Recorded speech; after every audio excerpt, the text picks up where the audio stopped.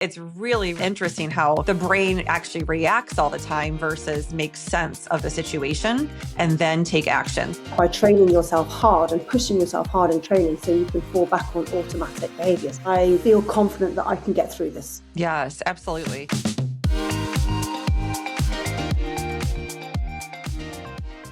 Welcome back to I Can Fit That In, the show where ambition meets alignment. Today, I am joined by Sarah Furness, a former combat helicopter pilot turned international keynote speaker and mindfulness coach.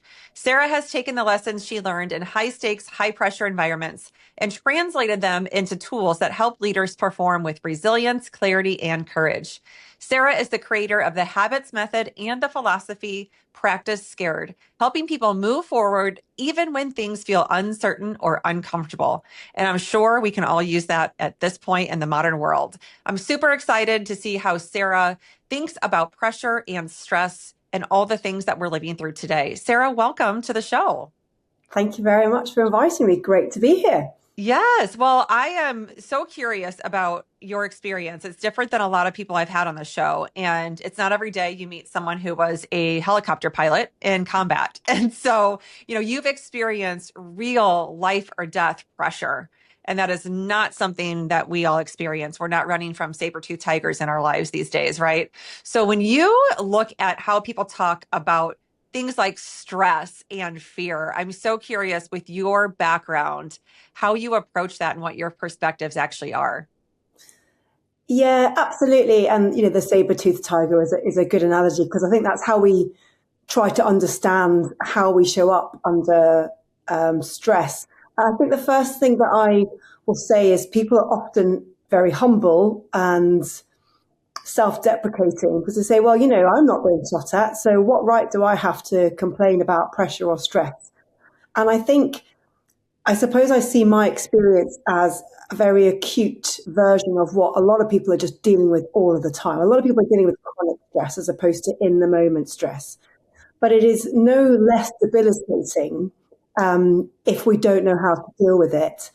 And also, pressure is pressure. It's one of my favorite lines. Pressure is pressure. The brain doesn't care if it's incoming emails or incoming artillery fire. It's still the same brain that has to deal with it. So whilst people often say, well, what right do I have? I haven't experienced your pressure. It doesn't matter because it's real for you, right? And what's important is that you have a mechanism to, first of all, kind of be compassionate with yourself about it, and not expect yourself to be some superhero because nobody is, and then give yourself some practical tools that will help you to get through that moment or through, the chronic stress, which is often the thing. Right. So how long did you actually fly a helicopter? What was that time in your life like? Yeah, so my career was like 21 years. So joined from university age, so sort of 21 years old, and then left about 21 years later. So not all flying helicopters, but mostly. I joined to be a pilot, and the training takes a little while, and I sort of had a bit of a wiggly path to get there, but eventually I qualified as a combat helicopter pilot, and that's what I did most of all my frontline active tours were all in helicopters. That's so cool. I really Top Gun scenario almost. So Absolutely. When you were, yeah, it's so neat. When you were in that combat role, what is that like? Are you excited when you get called? Is it called to duty? Is that exciting, or what goes through you when you find out that you're going to be in the air and in combat? Yeah. I think, if we're honest, that's probably why I joined, was because I wanted to, serve my country. But I think if you don't get, depending on what's going on in the world, you might not necessarily kind of get your shot, as it were. Now I did 8 active tours, but some people won't necessarily deploy. So it sounds a bit strange, but I think what that means is that we want to deploy because we feel as if we're falling short. That's kind of why we join. So if you don't get to sort of prove yourself and test your mettle, I think there's an element of feeling like you haven't really realized your full potential. I think that's one side of it. I think then when you actually get on the plane to fly out to, Iraq or Afghanistan, and suddenly it goes from being something that looks good on your resume to something that you might not actually live through. So I think the reality is often kept quite far away from what goes on in your mind, which I think in some ways is important. You kind of have to believe you're a little bit invincible, otherwise, why would you do it, right? Right.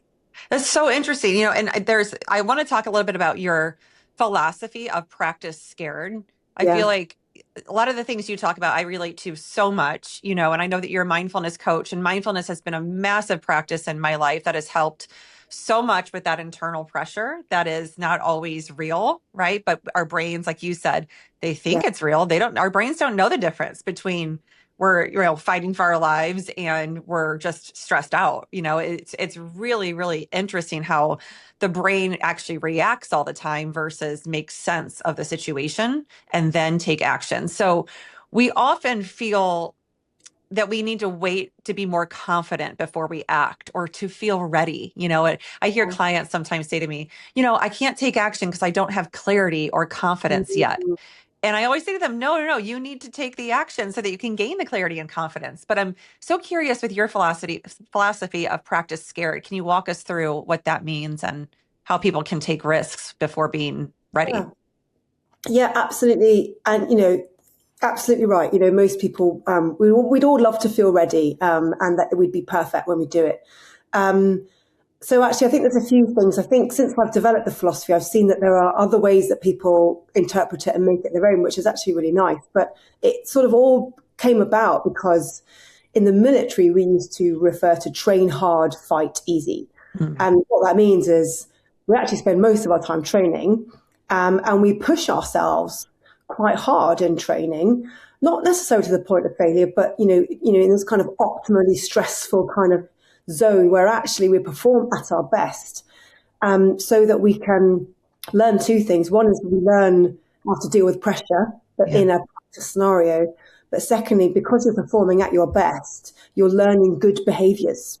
And Mhm. that means you can fight easy, because in a war zone, no matter how much of a superhero you think you're going to be, you're probably not going to be thinking that rationally. The fight or flight's going to kick in. So everything has to be an automatic behavior. And you do that by training yourself hard and pushing yourself hard in training so you can fall back on automatic behaviors.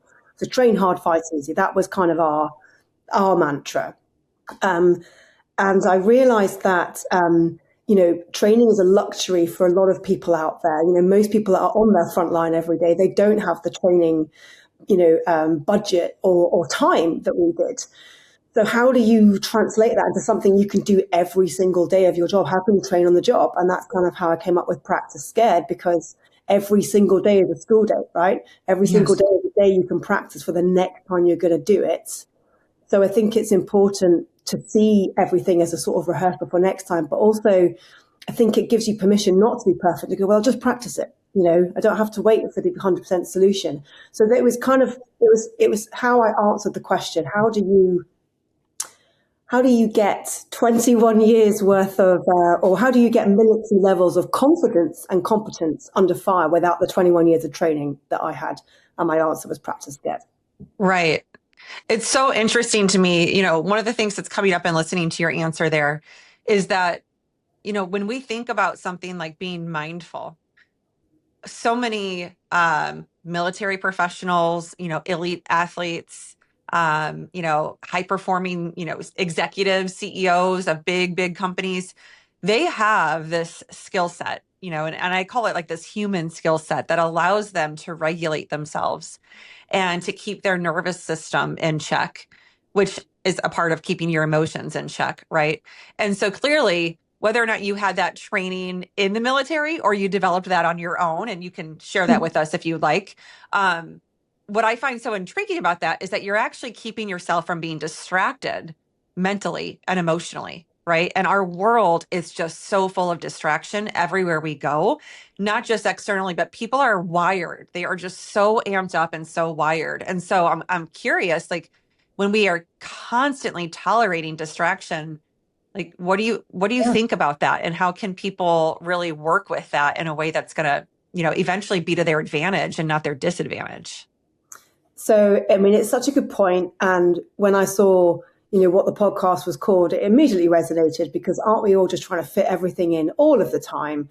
Not only are we surrounded by distractions, a lot of us really champion being able to do everything. So even if we weren't surrounded by distractions, we'd be trying to cram loads in. And I think, again, how did I sort of discover my own version? I think it was drilled into us in the military, but I didn't realize until I studied mindfulness and went, that's why that worked. And it was another kind of phrase that we fall back on all the time, which is fly the aircraft, right? Uh-huh. And what that means is, we practice simulated emergency, every mission because we want to train hard, fight easy. But, inevitably, some people will start to unravel. Myself, I've done it lots of times. And you start to think, oh my goodness, I've screwed that up and I can't do this and I'm completely, I can't do that radio call and I can't put the fire out literally. And the sort of the familiar war cry, if you want, was always fly the aircraft, which is basically pilot speak for get yourself back in the present and focus on the most important thing in front of you right now, which is flying the aircraft, right? So, and it wasn't until I studied mindfulness that I realized why that was so powerful. Because first of all, when you study mindfulness, you realize you are distracted, not just externally, but by your own thoughts. But you can choose to bring your attention back to something that actually serves you. But also you can actually only focus on one thing at a time. So stop trying to solve the world all at once and just do one thing at a time and do it well. Yes, I love that so much. It's so funny because I always say to people, you have on average like 65,000 thoughts a day. So trying to control your thoughts is not the goal. It's choosing which ones you want to actually follow. And that is where Absolutely. you do have choice. And that's a mindfulness teaching, right? It's also a neuroscience teaching because there's so much truth to it and people just don't understand how much agency they actually have, right? So what would you say, you and I, we so see eye to eye on the idea, challenging the idea that doing more equals achieving more or being more accomplished. This busyness badge of honor is ridiculous, honestly. And I used to practice that. And so it was a real problem in my life before I stepped into my own journey. What would you say about how people are so addicted to busyness and what are they avoiding by choosing to constantly stay busy and distracted like we just talked about? Great question. What are they avoiding? I mean, we sort of fear quietness, don't we? I mean, even people love to. I think there's a few things that I find interesting. First of all, we tend to equate busyness with worth. I think we're very busy, we must be very important. And it takes a lot of courage to go, no, I can be not busy and I can still be, I still am very worthy kind of thing. So I think maybe there's a fear of, if I'm not working very hard, what does that say about me?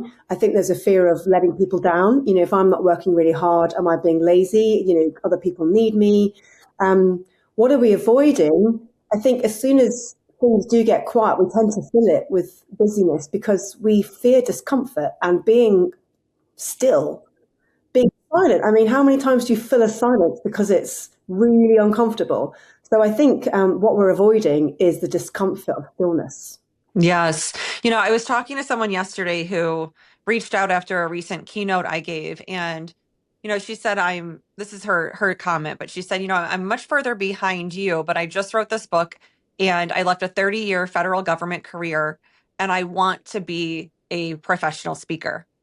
And she said, and I've started this business. I have an LLC. I have a website.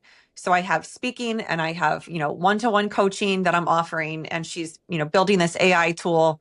And she said, I'm having a hard time actually making, something happen and moving the needle in any one of these things I want to offer because it all just feels too big. So what do I end up doing? I go, I know exactly what you end up doing. You end up doing all these tiny little things that mean nothing and have Yes. very little importance or ability to move the needle in what you're actually trying to achieve, where you're actually going.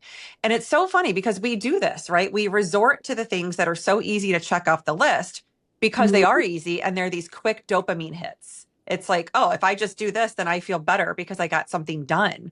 Meanwhile, years can go by before you start really, really making progress on what it is you want to achieve. So Yeah. when you think about that, and maybe this is a little bit of where your habits philosophy also comes in, talk to us about, where that comes into play for you. Yeah, no, I mean, it's a great thing, isn't it? We play it safe rather than playing for Yeah. the win. Because if we play for the win, we might fail, right? So easier to fill our diary with things that are less consequential. That's a great point. And I think that's, the point. There's lots of reasons. And I think we can summarize it as we're really good at getting in our own way, right? So true. But yeah, the habits thing. So the unitasking thing, not very eloquent, but this sort of busting this myth of multitasking, and actually we do more by doing less, by doing really good work on one thing at a time, which I call unitasking, and it ended up becoming my flagship speech, and kind of by accident, really, because someone was just saying, what do you think you most learn? How does that translate? And I went, so I started talking about this thing, and I got booked and booked again and again and again. People saying, everybody in my team needs to hear this. And I was like, really? Isn't it obvious? And people are like, well, even if it is, people need to hear it. So I stumbled on this thing that people needed. And they said, we love this idea of unitasking, but how do you go from it's a good idea to actually creating a culture where you can unitask? So I created habits, which is a sort of, a mnemonic that you can work through, which just gives people a guardrail to go, right, if I was going to create a unitasking culture in my environment, what are the things you need to know? So H stands for healthy stress, i.e., there is a thing called positive pressure or flow, but most of us are often in distress or negative stress and not realizing it. So actually just the self-awareness to realize when you're, overly stressed, to get into a sort of more healthy phase, because we don't prioritize well when we're stressed. We prioritize everything as urgent and important, and that's not going to help, right? So, it's the building blocks of how do you create unitasking habits. So A was about attention and taking back your choice and your agency over where you focus it. B was the prioritization matrix, which stands for be in one place, which is, it's not my best work, but it's what I came up with. I won't take you through the whole thing, but essentially it was like, these are the steps that you can go through to create a unitasking habit for yourself, but also a culture work. Mm-hmm.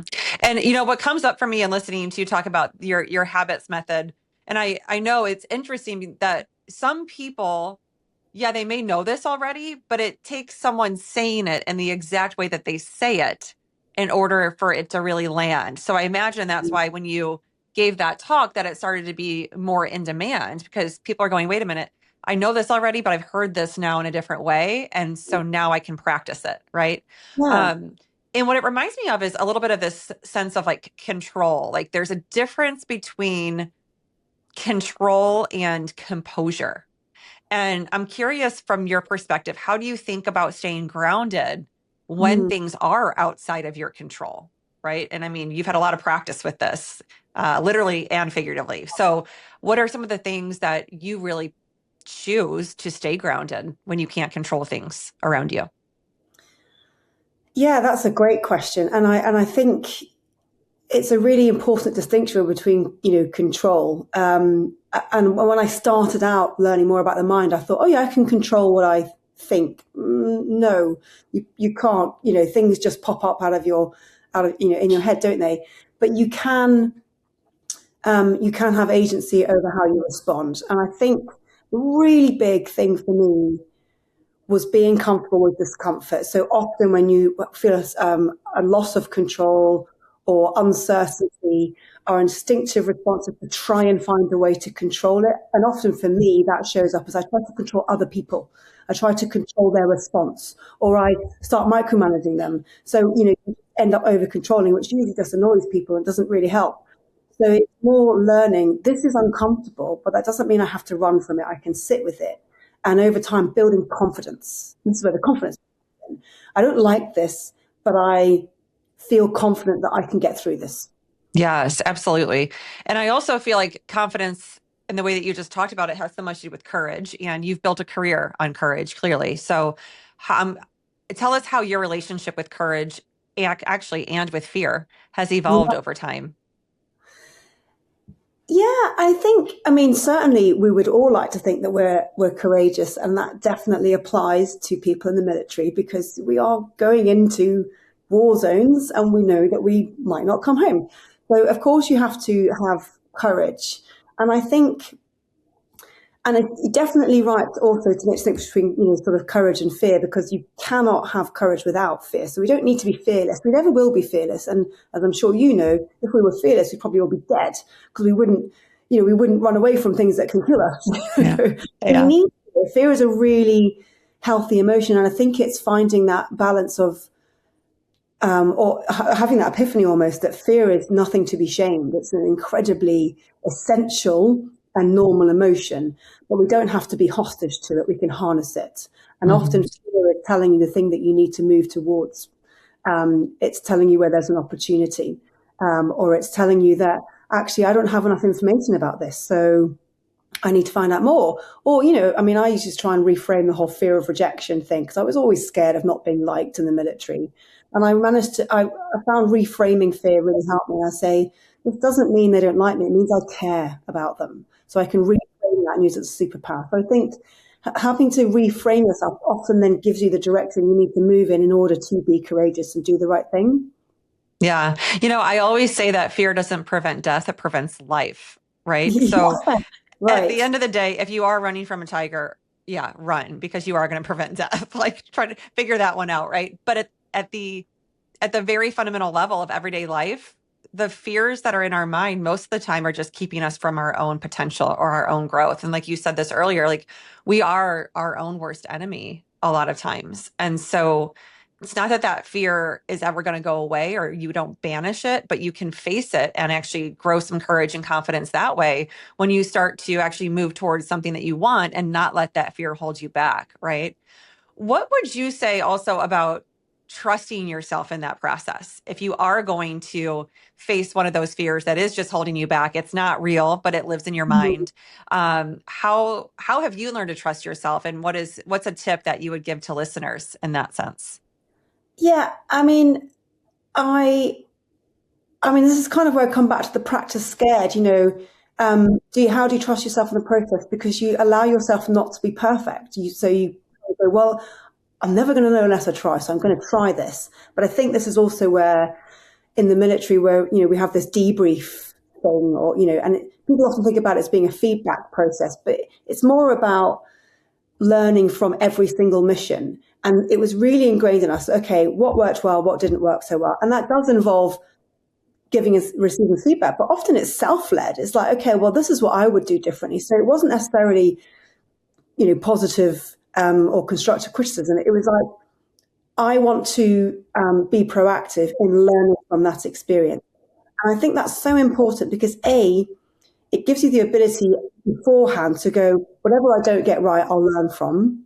So I kind of think it allows you to do the practice thing, but also you're then not just leaving that one experience to experience. You're bringing that experience with you, and you're adding on a little bit of learning every time, so that you're refining your processes every time. And I think one of the people that I absolutely adore is Brené Brown, and she talks about instinct. Actually, your brain rapidly scanning a library of relevant experiences, right? And so what that means is that the more you do something, the more of a library you have. So how do you trust yourself? You trust yourself because you've built that library of experience by A, trying it, and then B, learning from it, and then taking that learning with you every time so that you can trust yourself even more the next time because you're making a more informed decision next time. Absolutely. I mean, and that is exactly that process you just defined. That is what confidence is. That's how you grow and develop and cultivate confidence. It doesn't just arrive one day, right? And I think Right. we get that confused as a culture or a society a lot of times where we think we see someone confident, we're like how'd they get that? Yeah. Like they've got something we don't. And at the end of the day, it's the blood, sweat, and tears they put in to be able to face the fear, to have the courage to continue on, even though it's scary, like you said, to practice scared and to just Yeah. keep going, right? I couldn't agree more. I think, I mean, public speaking is a really good example. We both do it. And people will often say, oh, you're very confident, Sarah, but they don't know that the first time I ever gave a talk, and I think it was actually doing a reading for somebody at their wedding. And I felt confident, but I was not confident at public speaking. And my leg was shaking and my voice was shaking and it was all red. And I literally sounded like I was about to burst into tears. And after that, I thought, oh my goodness, I get really nervous. So for about the next 10 years, I used to stand behind a lectern so that I thought, I can't do anything about my voice, but at least people don't have to see my leg, right? So I did this for years, and eventually I got more used to it. So I sort of literally and metaphorically edged out from behind, the lectern, as it were. And then, of course, I built on that and built on that and built on that. So what people see 20 years later is like, you just walk on that stage, and I'm like, I guarantee you, every single confident speaker has started out scared. Absolutely. Going, basically. Yes, yes. And I know you're a mom. You have a son, right? Yes. Yeah, and I have two sons, and it's funny because they ask me, "How are you not terrified when you do this speaking on these stages?" And I'm like, I always, every single time, I have nerves. However, I have learned that they are excited nerves. They are Yes. not fearful nerves, right? And so that's a very different way of relating to those nerves because I can allow them to overcome me and I can allow them to make me scared. Or I can choose to say, they're here and I'm going to regulate myself. I'm going to do my breathing so that I can make sure that my nervous system is calm and I will enter the stage from that place. So like these nerves don't have the ability to control the next thought that comes in my mind because I know what I'm focused on. And like you said in the beginning, and this is such a mindfulness technique to understand, you cannot think two things at the same time. So a thought that comes from fear and a thought that comes from love are two opposite sides of the spectrum. So if you focus on those thoughts from love and you tell yourself, I'm going to do a good job and my message is going to land and I am very excited to be here, and you speak to yourself in that way, you're not going to allow the thoughts to go the other direction. You're not going to follow those, right? Yeah, absolutely right. Yeah, I love it. Well, Sarah, this has been such a delightful conversation. I'm so happy to have had you on the show, and I know that my listeners are going to be fascinated with your story. Where can everyone find you and learn more about your work? Well, so I have got a website which is easy to remember because it's sarahfurness.com. So that should be easy enough. Also, as we were talking beforehand, I do like to hang out on LinkedIn quite a bit. So I do try to add value and put some helpful posts out there. And also I'm on Instagram as well. So, but come and find me on, probably the website's a good place to start. And, I'd love to keep the conversation going. Wonderful. Well, we will include all of those places to find you in the show notes for everyone listening. So you can navigate there and click through Sarah's content and follow along her journey or reach out to her directly. And everyone, you know what to do. Always please like, share, subscribe, and rate or review the show because it helps the show get to more and more people who really need it. Thanks so much. And until next time, be well.